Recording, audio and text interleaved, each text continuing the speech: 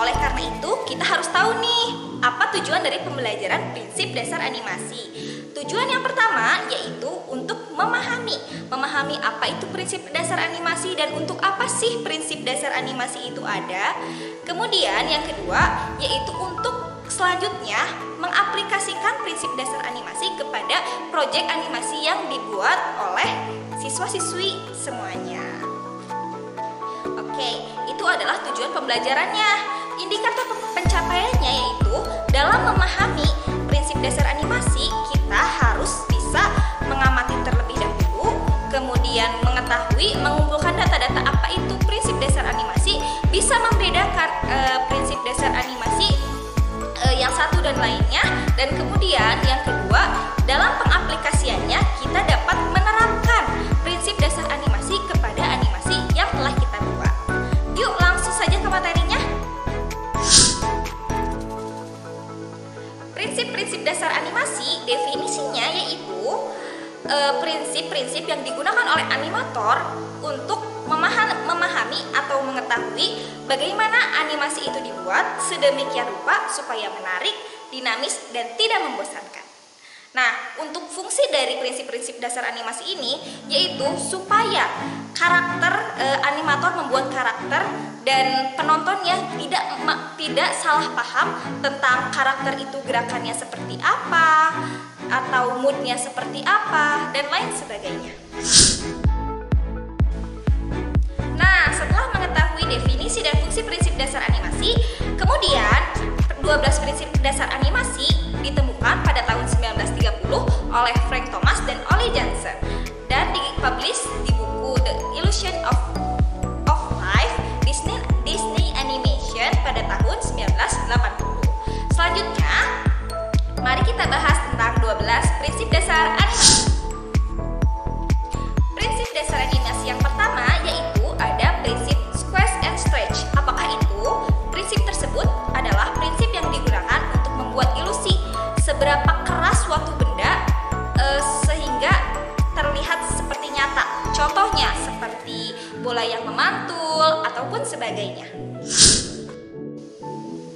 Nah, yang kedua ada prinsip dasar anticipation. Prinsip ini dimana memberikan tanda pada penonton mengenai apa yang akan dilakukan oleh si karakter.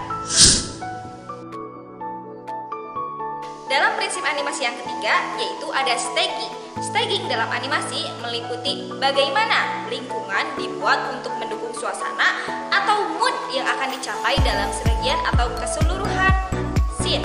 Jadi misalkan untuk membangun mood si karakter dalam pembuatan animasi, ketika karakter itu senang tidak mungkin kan ekspresinya hanya seperti ini, tapi akan menimbulkan mood atau memperlihatkan suatu gerak-gerik dan ekspresi yang memperlihatkan bahwa karakter tersebut sedang senang. Misalnya seperti ini.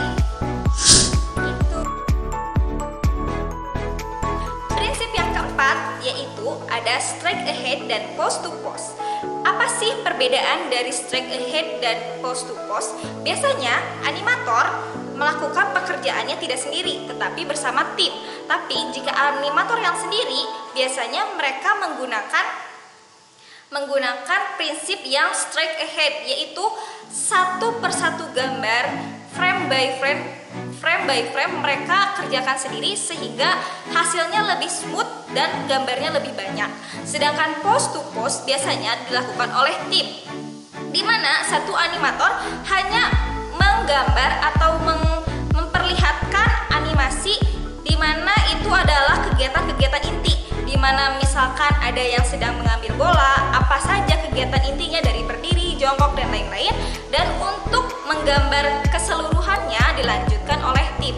Jadi perbedaan prinsip yang keempat dalam straight ahead dan pose to pose yaitu yang satu dilakukan oleh sendiri dan yang kedua dilakukan oleh tim.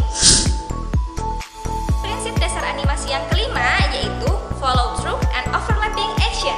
Apakah itu? Yaitu prinsip di mana gerakan bergerak dengan berkesinambungan ataupun gerakan yang masih bergerak ketika gerakan tersebut sudah selesai. Misalkan ada karakter yang lompat, dan rambutnya masih melambai-lambai. Itu adalah gerakan berkesinambungan. Sedangkan gerakan yang bergerak bersama-sama, misalkan ada yang karakter yang lompat, yang bergerak itu ada tangan, kaki, dan lain-lain. Selanjutnya yang keenam ada prinsip slow in dan slow out, di mana itu adalah prinsip untuk mempercepat atau memperlambat gerakan dari sebuah animasi atau karakter di dalam karakter atau objek di dalam animasi tersebut. Selanjutnya ada prinsip animasi yang ketujuh yang bernama arch, yang merupakan sistem pergerakan tubuh pada manusia, binatang atau makhluk hidup lainnya yang bergerak mengikuti pola. Contohnya, pergerakan ketika badminton atau lain-lain biasanya kan mengikuti pola melengkung, seperti itu. Prinsip animasi yang ke-8 yaitu dinamakan secondary action, di mana jika ada pergerakan utama, ada pula pergerakan yang lainnya. Seperti ketika karakter sedang berlari memakai topi, topinya juga ikut bergerak. Nah, itu merupakan salah satu contoh dari secondary action.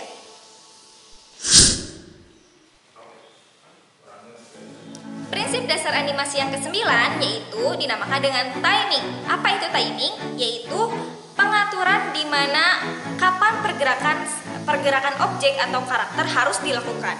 Misalnya, ada sebuah bola yang akan memantul. Berapa lama bola tersebut akan memantul sampai ke puncaknya? Ataupun kapan karakter tersebut akan melakukan sesuatu kegiatan seperti melompat, memukul, dan sebagainya. Nah, prinsip dasar yang ke-10 dinamakan dengan appeal, di mana berkaitan dengan keseluruhan look atau gaya visual dari karakter atau gambar-gambar animasi tersebut untuk memunculkan daya tarik tersendiri pada suatu animasi. Selanjutnya, prinsip animasi yang ke-11 yaitu exaggeration, di mana upaya untuk mendramatisir sebuah animasi dalam bentuk rekayasa gambar yang bersifat hiperbolis. Contohnya, ekspresi sebuah karakter dilebih-lebihkan.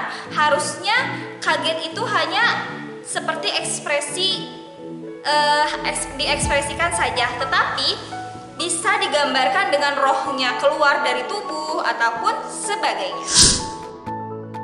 Selanjutnya, yang terakhir yaitu prinsip dasar animasi yang bernama solid drawing, di mana artinya adalah kemampuan untuk menggambar karakter dalam berbagai angle sehingga karakter tersebut terlihat bervolume dan konsisten dalam setiap frame animasi.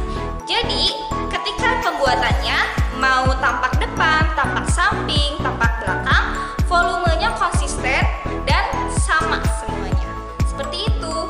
Itu adalah materi dari 12 prinsip dasar animasi. Nah, tadi adalah penjelasan tentang 12 prinsip dasar animasi. Kesimpulannya, yaitu prinsip dasar animasi adalah suatu prinsip yang harus digunakan untuk membuat suatu animasi, baik dalam menciptakan karakter atau pembuatan animasinya. Karena dengan prinsip dasar animasi, kita dapat membuat suatu film animasi atau animasi yang kita buat menjadi lebih menarik dan lebih konsisten. Nah, sekian materi untuk hari ini tentang prinsip dasar animasi. Selanjutnya, untuk menutup materi hari ini, marilah kita mengucapkan